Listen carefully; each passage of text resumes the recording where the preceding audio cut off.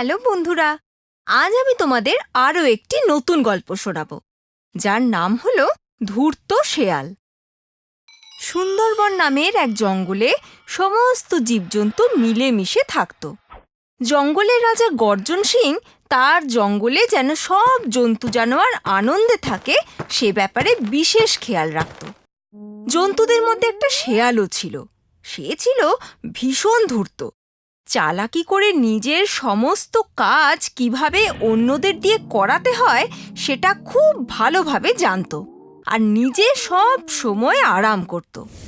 একদিন বিশ্রাম নেওয়ার সময় শিয়াল ভাবল, আমি যদি মহারাজকে নিজের কথার জালে ফাঁসিয়ে এই জঙ্গলের মন্ত্রী হয়ে যেতে পারি। এ কথা চিন্তা করে শিয়াল গর্জন সিংয়ের কাছে পৌঁছল। মহারাজের জয় হোক। বলো শিয়াল বোন, কি মনে করে? মহারাজ, আপনার কাঁধে এত দায়িত্ব, আপনি তো আপনার অর্ধেক দায়িত্ব অন্য কাউকে সঁপে দিলেও পারেন, তাতে আপনিও একটু বিশ্রাম নিতে পারেন। কথাটা তুমি খারাপ বলনি বোন, কিন্তু তা কি সত্যিই সম্ভব? এই জঙ্গলে এমন কে আছে যে দায়িত্ব নিতে সক্ষম হবে? মহারাজ, আপনি আমাকে মন্ত্রী করে নিন, আর আপনার অর্ধেক দায়িত্ব আমাকে দিয়ে দিন। শিয়ালের কথা গর্জন সিংয়ের ভালো লাগলো। ঠিক আছে, কালই আমি সবার সামনে তোমাকে জঙ্গলের মন্ত্রী করে দেব। এ কথা শুনে শিয়ালের আনন্দ আর ধরে না। পরের দিন সকালে গর্জন সিং জঙ্গলের সব জন্তু জানোয়ারদের ডেকে বললেন, জঙ্গলের উন্নতির জন্য আজ থেকে আমি শিয়ালকে নিজের মন্ত্রী করছি। সব জন্তু জানোয়ার গর্জন সিংয়ের ঘোষণায় খুব খুশি হলো। কিন্তু যজ্ঞু নামক শৃগাল হেসে উঠে বলে, মহারাজ, আপনার সিদ্ধান্তে আমার কোনো সমস্যা নেই, কিন্তু শিয়াল বনের ব্যাপারে আমার একটু সন্দেহ আছে। উনি কি সত্যি কোনো কাজ করবেন নাকি শুধু আরামই করবেন? শিয়াল রাগে লাল হয়ে যায় এবং যজ্ঞুর আচরণের প্রতিশোধ নেওয়ার জন্য পরিকল্পনা করে। যজ্ঞকে উচিত শিক্ষা দিতে হবে। আমি কালই গর্জন সিংয়ের গুহায় চুরি করে সমস্ত দোষ যজ্ঞুর ঘাড়ে চাপাবো। শিয়াল সিংহের গুহা থেকে 3টে মাংসর টুকরো চুরি করে নিল, আর সেগুলো যজ্ঞুর গুহায় লুকিয়ে দিল। যখন গর্জন সিং চুরির ব্যাপারে জানতে পারল, সে সব জন্তু জানোয়ারদের ডেকে বলল যে তার গুহা থেকে মাংসের কিছু টুকরো চুরি হয়ে গেছে। এ কথা শুনেই শিয়াল বলল, মহারাজ, আমার মনে হয় যজ্ঞই চুরিটা করেছে। কাল আমি যজ্ঞকে আপনার গুহা থেকে কিছু জিনিস নিয়ে যেতে দেখেছিলাম।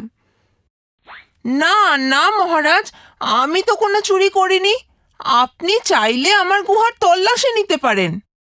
তখন গর্জন সিং দুজনকে শান্ত করতে করতে বলল, যেই এই চুরিটা করেছে সে যেন নিজে এসে মাংসের টুকরো ফেরত দিয়ে যায়, না হলে আমি তাকে কঠোর দণ্ড দেব। কোনো জানোয়ারই এগিয়ে আসে না, সবাই যে যার ঘরে ফিরে যায়। যজ্ঞ শিয়াল নিজের গুহায় ফিরে এসে দেখে যে চুরি হওয়া মাংসের টুকরো তার গুহায় রাখা আছে। তাই সে ভীষণ চিন্তায় পড়ে যায় এবং সেই টুকরোগুলো নিয়ে গর্জন সিংয়ের গুহায় পৌঁছয়। মহারাজ, আমি এই মাংসের টুকরোগুলো আমার গুহা থেকে পেলাম, কিন্তু আমি কোনো চুরি করিনি। দয়া করে আমার নিজেকে নির্দোষ প্রমাণিত করার জন্য একটা দিন সময় দিন, আর এর জন্য আমার আপনার সাহায্যেরও প্রয়োজন। ঠিক আছে যজ্ঞু, আমি তোমাকে একদিনের সময় দিচ্ছি, আর আমি তোমাকে সাহায্য করতেও প্রস্তুত। কিন্তু আমারও একটা শর্ত আছে। শর্ত? কেমন শর্ত মহারাজ? শর্ত এটাই যে তুমি যদি নির্দোষ প্রমাণিত না হও তাহলে তোমাকে জঙ্গল ছেড়ে যেতে হবে। ঠিক আছে মহারাজ, আপনার এই শর্তে আমি রাজি।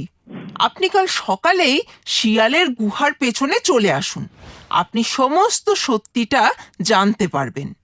পরের দিন যজ্ঞ শিয়ালের কাছে যায় এবং বলে, শিয়াল বোন, আমি কোনো চুরি করিনি।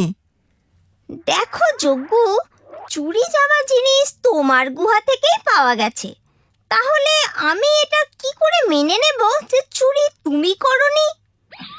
বোন, আমি তো তোমার কাছে সাহায্য চাইতে এসেছি, কিন্তু তুমি তো আমাকেই চোর বলে ভাবছো। কিন্তু যজ্ঞ, আমি তোমার কি সাহায্য করতে পারি? যদি তুমি কোনোভাবে ওই 4টে টুকরো যে চুরি করেছে তাকে খুঁজে বার করতে পারো, তাহলে আমি প্রাণে বেঁচে যাই। 4 টুকরো? কিন্তু মাংসর তো কেবল 3টি টুকরো ছিল, আরেকটা টুকরো কোথা থেকে এলো? সে কথা তুমি জানলে কি করে? মহারাজ তো কটা টুকরো ছিল সে ব্যাপারে কিছু বলেননি। তুমি আবার চুরিটা করনি তো? এটা শুনে শিয়াল বুঝে গিয়েছিল যে তার মিথ্যে সামনে এসে পড়েছে। তুমি ঠিকই বলেছ যজ্ঞ, মাংসের ওই টুকরো 3টি মহারাজের গুহা থেকে সরিয়ে আমি তোমার গুহায় লুকিয়ে দিয়েছিলাম। এ কথা শুনেই গুহার পেছন থেকে গর্জন সিং সামনে চলে এলো এবং বলল, তুমি এ কাজ করলে কিভাবে? আমি তোমার ওপর বিশ্বাস করে তোমাকে আমার মন্ত্রী করেছিলাম। সিংহকে দেখেই শিয়াল খুব ভয় পেয়ে যায়। মহারাজ, আমাকে ক্ষমা করে দিন। এসব আমি যজ্ঞর বিরুদ্ধে প্রতিশোধ নেওয়ার জন্য করেছিলাম। আমি তোমাকে ক্ষমা করতে পারবো না। তুমি অন্যায় করেছো, তাই সাজা তোমাকে পেতেই হবে। আর তোমার সাজা হলো এই যে তোমাকে এই জঙ্গল ছেড়ে সব দিনের জন্য চলে যেতে হবে। সিংহের ফ্যাসলা শুনেই শিয়াল কাঁদতে কাঁদতে সব দিনের জন্য জঙ্গল ছেড়ে চলে যায়। আর এইভাবেই যজ্ঞ নির্দোষ প্রমাণিত হয়, আর শিয়াল তার কৃতকর্মের ফল হাতে নাতে পেয়ে যায়। তাহলে বন্ধুরা, এই গল্প থেকে আমরা এটাই শিখলাম যে মিথ্যেকে যতই লুকোনোর চেষ্টা করা হোক না কেন, তা সামনে এসেই পড়ে। যদি আমাদের ভিডিওটি আপনার ভালো লেগে থাকে তাহলে এটিকে লাইক করুন, চ্যানেল সাবস্ক্রাইব করুন এবং আমাদের কার্টুন শোজ সবার প্রথমে দেখার জন্য বেল আইকন প্রেস করতে ভুলবেন না।